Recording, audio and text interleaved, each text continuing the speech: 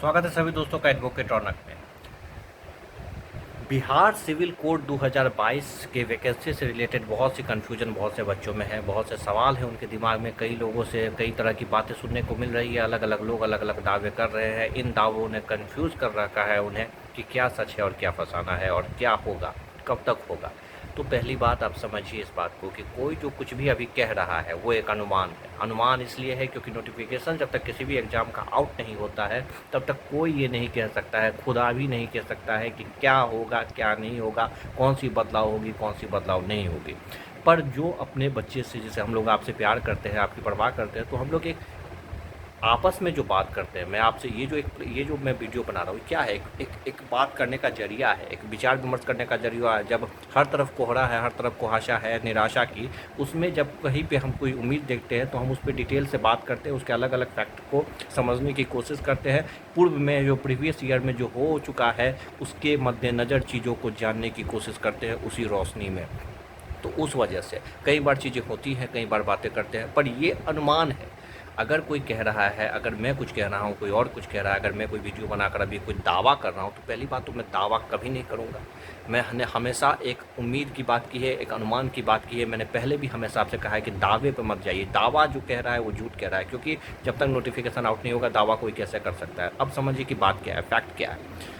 Court ने एक letter issue किया, लेटर में कुछ बातें मेंशन की गई तो ये बात तो फिक्स है कि वैकेंसी आने वाली है, 8,000 से ऊपर आने वाली है, 4 पोस्टों पे आने वाली है। वो 4 पोस्ट रहेंगे स्टेनोग्राफर का, प्यून का, क्लर्क का और रीडर का, ये 4 पोस्ट रहेंगे। इतनी बातें क्लियर है, ये फिगर क्लियर है। अब इसमें आते हैं आज सवाल कि एग्ज़ाम कैसा होगा, कौन से सिलेबस होंगे। मैंने भी कहा है कि कुछ सिलेबस ग्रेजुएशन लेवल पे जो एग्ज़ाम होंगे उसमें सिलेबस रहेंगे, मैथ से, हिंदी से, इंग्लिश से क्वेश्चन रहेंगे, टाइपिंग पूछा जाएगा।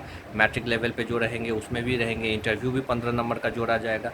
तो ये हाल तक के जो एग्ज़ाम हुए हैं उसमें जो अभी से पिछले मैं विगत अगर 10 वर्षों को देखूं या अलग अलग राज्यों में देखूं, तो जिस तरीके का एक पैटर्न रहा है एग्ज़ाम लेने का, उसका हमने एक अनुमान बताया है, एक अनुमान लगाया है। और साथ में ये भी बताया है कि नोटिफिकेशन जब आउट हो जाएगा तो इसमें कई चीज़ें बदली जा सकती है। बिल्कुल उसी तरह से जैसे बिहार एसएससी जो है वो कभी भी कुछ भी बदल देता है। आपको अचानक से एडिट का ऑप्शन हटा देता है, जो वेरिफिकेशन के समय में जो डॉक्यूमेंट्स मांग रहा होता है वो फॉर्म भरने के वक्त मांगने लगता है। आप दौड़ रहे होते हैं, बिहार दरोगा में रोक कर बता दिया जाता है कि टाइगर जंप अभी आप नहीं कर सकते, तो आप कहते हैं कि सर आपने फॉर्म में तो ये बात नहीं दिया था। तो ये सारी चीज़ें किसी भी आयोग के द्वारा हो सकता है, इसलिए तब तक दावों पर मत जाइए जब तक नोटिफिकेशन आउट नहीं होगा। वादा है कि एक एक सवाल का जवाब दिया जाएगा पूरी डिटेल में। अगर स्टेनोग्राफर है तो क्या पूछा जाएगा, किस तरह का सवाल रहेगा, किस तरह के एग्ज़ाम होंगे, फ़ॉन्ट क्या रहेगा, टाइपिंग स्पीड क्या रहेगी, जितनी बातें जितने सवाल आपके हो सकते हैं उन हर सवाल को जो है पोस्टमार्टम किया जाएगा। पर अभी मेरे दोस्त, अभी जो सारी चीज़ें आप अलग अलग जगहों पे सुन रहे हो, समझ रहे हो, उसको समझते रहो, सुनते रहो और अपने इंग्लिश को, अपने टाइपिंग को, अपने स्पीड को, इन चीज़ों पे ध्यान दो, फोकस दो। और ये वक्त है तो इसको खाली बैठकर मत बिताओ। ये मत बिताओ कि नोटिफिकेशन आएगा तब देखेंगे, लाखों लोग भरेंगे इस बार। नोटिफिकेशन जब आएगा तब आएगा। आज की तारीख से अपनी तैयारी शुरू कर दो, कंप्यूटर पे ध्यान देना शुरू कर दो। बिल्कुल संभावना है कि कंप्यूटर ऐड कर दे। मैथ्स की बात इसलिए हो रही है, गणित की बात स्टेनोग्राफर में भी कुछ लोग इसलिए कर रहे हैं मेरे दोस्त, क्योंकि हो सकता है कि गणित के कुछ क्वेश्चन ऐड कर दिया जाए रिटन में, क्योंकि अब उनको लोगों को बाहर करना है, बिल्कुल उसी तरीके से बाहर करना है जैसे बाकी एग्जाम में बाकी आयोग बाहर कर रही है। इतने लोग भर देंगे कि किस बिहार पे उनको आप बाहर करेंगे। तो बिहार पे बाहर करने का वजह ये है कि वो और भी उसमें कुछ क्वेश्चन ऐड कर दे, सवाल को और पैटर्न को चेंज कर दे, एग्जाम पैटर्न को। और कोर्ट का तो आप जानते हैं, आप फुल शर्ट पहन कर जाते हैं तो बोल देता है कि हाफ शर्ट पहन कर आइए। आप हाल फिलहाल में एन कॉलेज में हल्ला हुआ है पटना में, हम भी थे वहाँ पे मौजूद। आप फुल पैंट पहन कर जाइए तो बोल देगा हाफ पैंट पहन कर, जूता पहन कर जाओगे बोल देगा चप्पल पहन कर। वो कुछ भी बोल सकते हैं, वो कोई भी नियम बना सकते हैं। तो अलग अलग राज्यों में जो हाल फिलहाल के विगत वर्षों में जो चीज़ें हुई है उसके मद्देनज़र हमने बताया कि इन विषयों का ज्ञान अभी से अपना शुरू कर दीजिए आप जानना।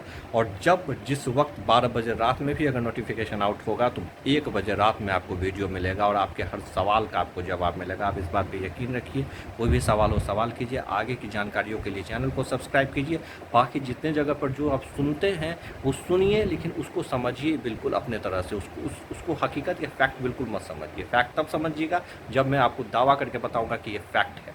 तब फैक्ट होगा। जब भी नोटिफिकेशन आउट होता है तब मैं ये दावा करता हूँ। ऐसा मैंने बिहार दरोगा के एग्ज़ाम में भी आपको बताया था, और जो चीज़ें आपको बताई है पूर्व के वीडियो में जाकर देख लीजिए। अगर वो ना हुआ हो तो फिर आप मुझसे बताइएगा, मुझको कहिएगा।